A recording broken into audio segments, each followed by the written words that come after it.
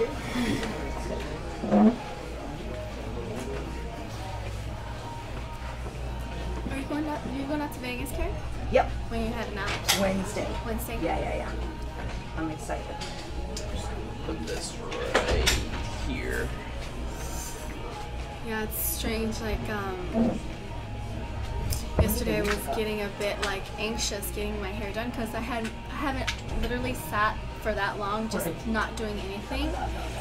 And I just found myself really anxious. Like, I need to do something. I need to go. Something I need to Were run. you doing stomach crunches while you were getting it done? Right? Just like, ah. Just, you know, the magnitude of the week kind of hit me, and I was like, we're about to go. Like, it's getting ready to go, you know? Just gotta jump on the train and go. So, but it's good. It's like a good nervousness. So I'm excited. Something that guys don't have to worry about is, well, Getting their hair done and sitting there for some guys. Well, alright, I guess some guys do. You know, you think Conor's getting his hair done before this fight? I don't know. I know that like Bryant probably spends more time on his hair before pre-fight than I do. I don't know if I have the patience for that. Rightfully so. Very, very good looking man. Yeah, no, I mean, it looks good on him. That'd probably give me a headache too, how tight he get his braids braided. Yeah. That would give me a I'm just thinking of all the small little things. Looks good on him. You guys all ready to go? Yeah, ready to go. Does it feel like you should have almost fought her already? I mean, you guys have had been in this game so long. You have that history on Fight Girls. Yeah. It almost feels like Waterson versus Herrig happened like 5 years ago already. You know, we were supposed to fight. Obviously, when we were on Fight Girls, not, because I was in a different weight class. Right. And then even, you know, when she was with Bellator and I was with Invicta, still not, because I was in a different weight class. But always keeping my eye on people in that strawweight division, especially when they opened up the division in the UFC. And yeah, we were also slated to fight before I fought Paige. So I knew it was going to happen eventually. So always, you know, studying her, watching her, keeping a close eye on her anytime she fought. But basically, all the girls in the division, I keep an eye on. So you're going to end up fighting all of them one way or another. Does it feel like you guys are almost pioneers for the lighter women's weight classes in a way? I would definitely like to say so. You know, Felice and I have been around for a very long time. Not very many people even know about that reality show, Fight Girls, and when Gina Carano was the one leading the charge, and there was still a heavier scene in the Muay Thai. So, yeah, for sure, I think that Felice and I both have led the charge as far as being in the game for as long as we have, and still being hungry to still be in the game and to grow and evolve and to be here in the top 10, to be fighting on one of the most historic fights in the UFC on the pay-per-view card. Yes, we are pioneers. So how do you approach this fight? Because a lot of people think of Felice as a grappler, but she started out as a kickboxer and really seems to be integrating everything so well these days. So where's the weak spot? I think the same could be said about me. Yes, I'm the karate hottie, but I've won the majority of my fights by submission. So I think you have to approach this fight with an open mindset. You have to be able to take the fight wherever it goes. If it ends up staying standing, I have to be comfortable with that. If I want to take it to the ground, I'm comfortable with that too. I've seen the fight 1,000 times in my mind, and I've won 1,000 different ways. So I'm comfortable with it going wherever it does go. She's a pretty physical woman, a strong woman. I know you used to fight lighter, so have you done more, you know, muscle mass building to try to compete a little more? Because I know that's something that Angela has had an issue with. Some of the girls were just bigger and stronger, and it's been an issue. You know, I thought that for a while that's what I needed to do, coming up from atomweight, going up to strawweight. But physical strength has never been my strength. My strength is my speed. My strength is my finesse. My understanding of range, my ability to capitalize on openings. So I'm focusing on my strengths. And after fighting Cortney Casey, who is one of the other bigger girls in the UFC, I would say one of the biggest girls in the UFC, who has a power punch, I come away from that fight with confidence to know that I'm equipped to fight the bigger girls in the UFC. So going into that Casey fight, you were on a 2-fight skid. What were your thoughts going into that, and how much of a relief was that to win that one? How, what did it do for your confidence? I took. It took a while for me, but I took those losses as stepping stones, really. In a lot of other sports, wins, they come and they go and people forget about them. But in fighting, your losses, they follow you, and it can definitely change the trajectory of your career. I knew that it was important for the win, but it was more important for me to go out there and to enjoy what I was doing. To be a fighter and to remember why I chose this path, because there are plenty of other things that I could be doing, but I chose to be a fighter because of the journey that it takes me on, because of the person that it makes me win or lose, because I continue to grow and evolve as a martial artist. And going into that fight against Cortney Casey and just enjoying what I was doing and being able to perform in front of a crowd, doing what I love to do, and to be able to utilize the things that I learned in training camp during the fight was gratifying, and I take that in with me this Saturday. Is this fight almost a chance for you to look back and reflect on not only where your career has come, but also where women's MMA has come? Because you guys had that start back in 2006 on Fight Girls, and now here we are in 2018. You're fighting Felice. You guys are both top talents. And could you have imagined back then that you'd be where you are now? Back then, I remember having a vision board in my apartment, and one of my dreams was to be fighting for the UFC. And at that moment, Dana was like, absolutely no way females should even belong in the cage, and here we are now. So to me, yeah, it's definitely a good omen. Fighting on UFC 229, it's actually full circle again, because my UFC debut was the day after Conor Mendez, so another good omen for me. So I'm just going into the week with a bunch of good vibes, knowing that I had a wonderful, amazing camp, and excited to just go in there and put some hands on Felice. You've mentioned a few times, just the magnitude of the week, and it seems like being a part of this show means a lot to you. Do you feel like being on the pay-per-view means the promotion has faith in you, or how are you kind of approaching this? I'm approaching it as any other fight, I guess. I prepared to fight Felice, no matter where it was going to be. I know that at the end of the day, when the cage closes behind us, it's going to be her and I in the cage, and that's all that I can control. The only thing that I can control is myself, and so that's what I'm going to do, is control myself and use all of the energy that I take from all of you and all the fans, and transfer it into energy for my fight. There's a little bit of drama at your gym recently when Cowboy went on Joe Rogan's show and said these things about the gym and about Mike Wigglejohn. What was your reaction to what he was saying? All I can say is that's family.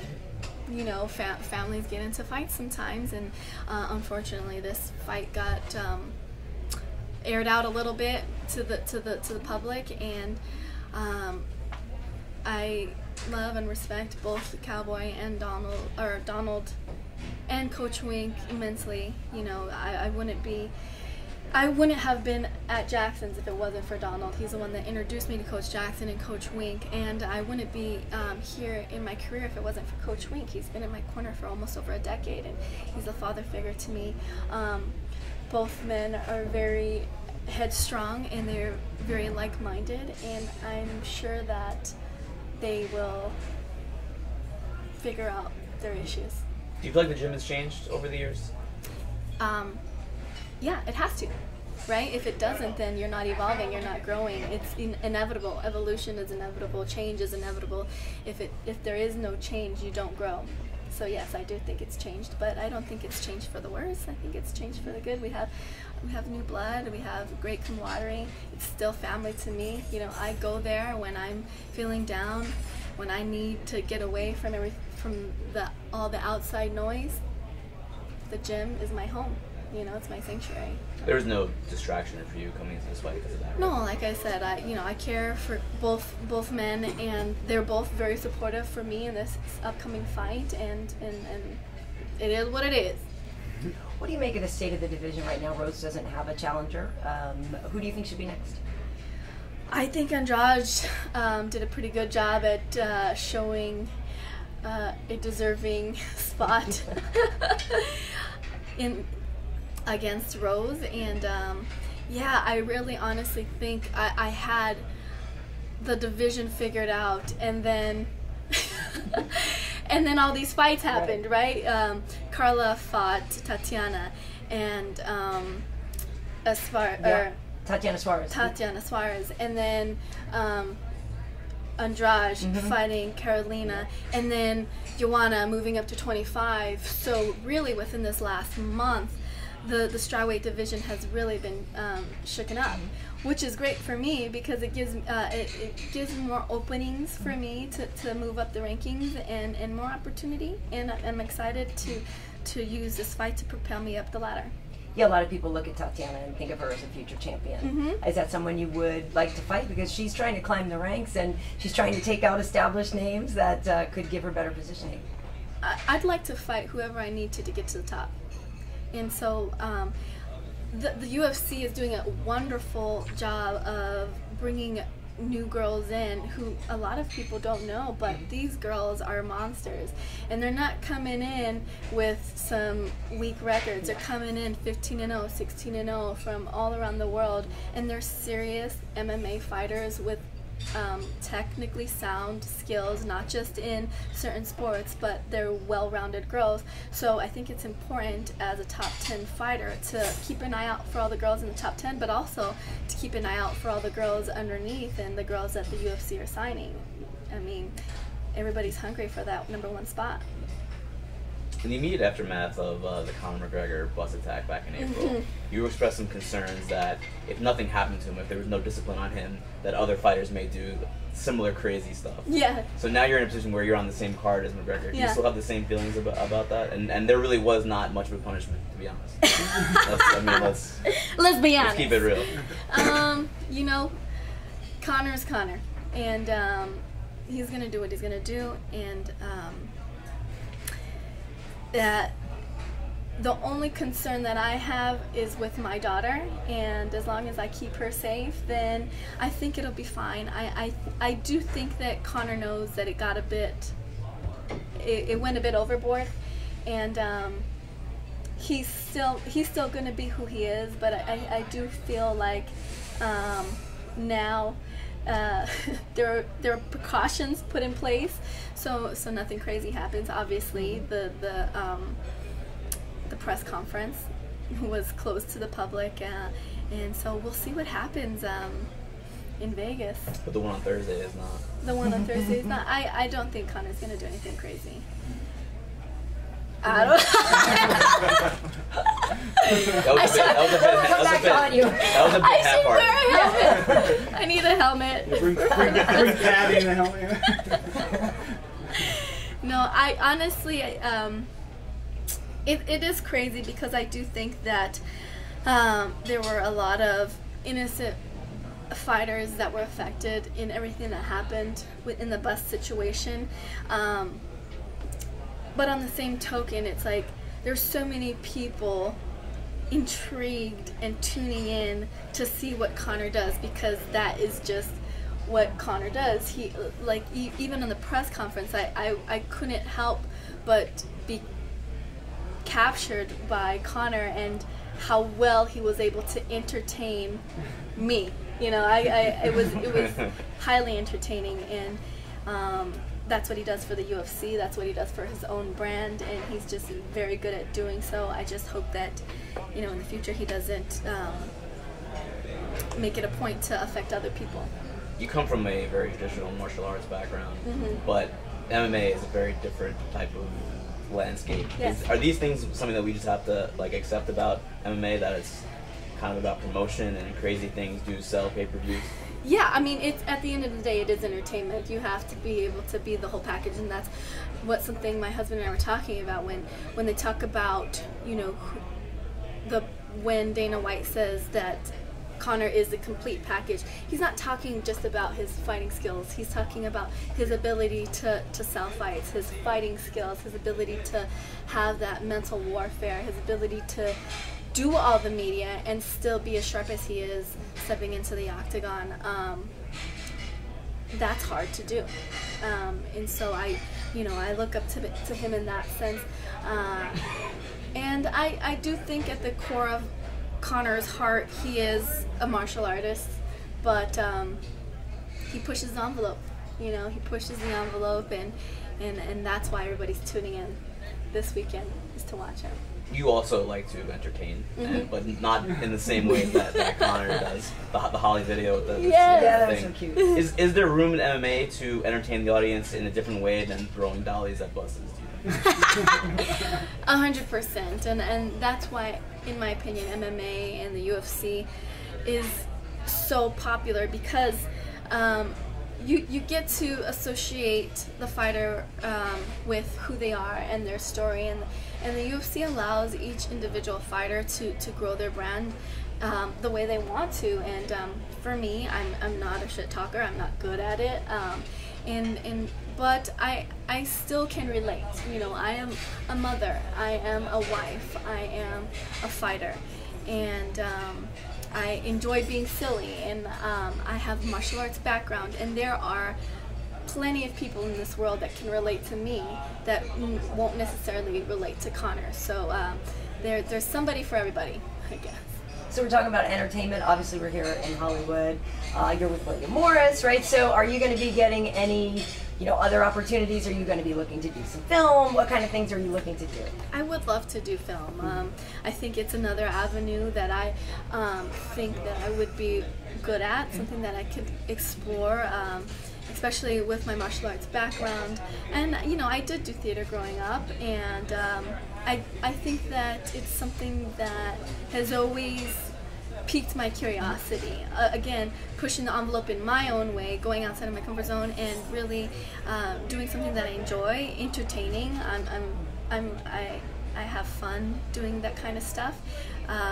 So yeah, whatever doors open, I'm definitely open to it. Action stars, Kill Bill, Chung Lee.